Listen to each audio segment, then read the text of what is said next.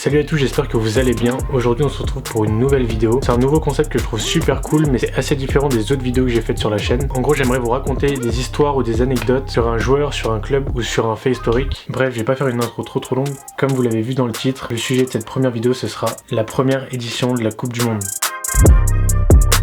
Je vais commencer cette histoire en vous parlant de Jules Rimet. C'est lui qui va permettre au football de se professionnaliser et de devenir le football qu'on connaît aujourd'hui. Au début de sa carrière, il cofonde le Red Star en 1897 avec son frère et des amis. Donc le Red Star qui est un club mythique. Aujourd'hui, ils évoluent en national. En 1904, il va participer à la fondation de la FIFA qui va permettre d'homogénéiser les règles du football et de professionnaliser les joueurs. Après la Première Guerre mondiale, Jules Rimet deviendra le premier président de la FFF. À l'époque, ça s'appelait la FFA. Et en 1921, il deviendra président de la FIFA. Donc déjà, Jules Rimet, petit palmarès quoi. Du coup, comme vous le voyez, Jules Rimet, ça a été un acteur principal dans le développement du football moderne.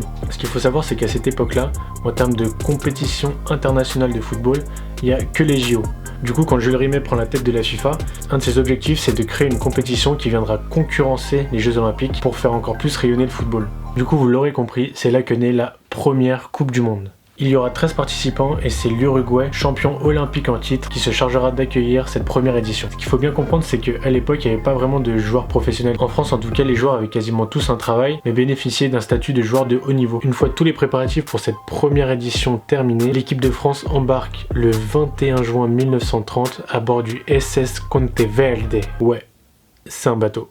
L'équipe de France va traverser l'Atlantique sur un bateau italien avec à son bord l'équipe de Belgique et l'équipe de Roumanie. Le problème de traverser l'Atlantique en bateau, c'est que ça dure 14 jours. Du coup, on est très loin du football moderne où les équipes se déplacent très rapidement un peu partout. Pendant cette traversée de l'Atlantique, forcément faut s'entraîner. Du coup, les différentes équipes nationales se partageaient à tour de rôle le pont du bateau pour pouvoir s'entraîner. Au programme de ces entraînements, course dans la piscine, saut de haie avec les chaises des restaurants et footing tout autour du bateau. Bref, une fois arrivé en Uruguay, le bateau est accueilli par 10 000 personnes qui viennent accueillir et voir à quoi ressemblent les équipes nationales européennes. Autant vous dire qu'ils ont été accueillis comme des superstars là-bas. Pour revenir un peu à la compétition, tout le mondial se joue dans la ville de Montevideo. La compétition s'organise en 3 poules de 3 équipes et une poule de 4 équipes. Et c'est la France et le Mexique qui joueront le premier match de l'histoire de la Coupe du Monde. Bien entendu, je vous laisse deviner de quelle nationalité est le premier buteur de l'histoire de la Coupe du Monde. Un Français. À la 19e minute, Lucien Laurent, ailier droit de l'équipe de France, reprend un centre en reprise de volée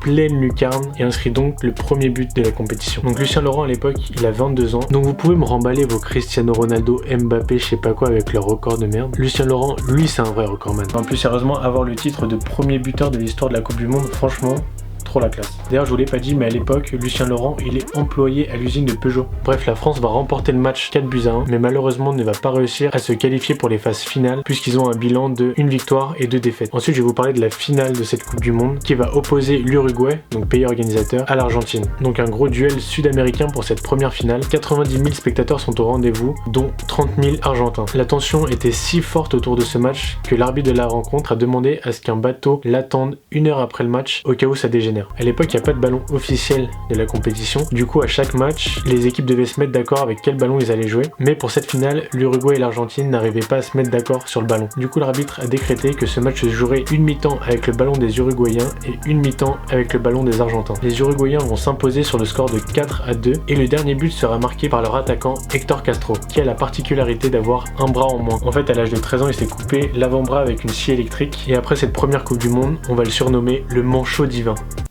Voilà, c'est la fin de la vidéo. Dites-moi en commentaire si vous avez aimé ce format-là. Et si vous voulez que je le refasse avec d'autres histoires, n'hésitez pas à liker et à vous abonner à la chaîne. Et je vous dis à bientôt pour de nouvelles vidéos.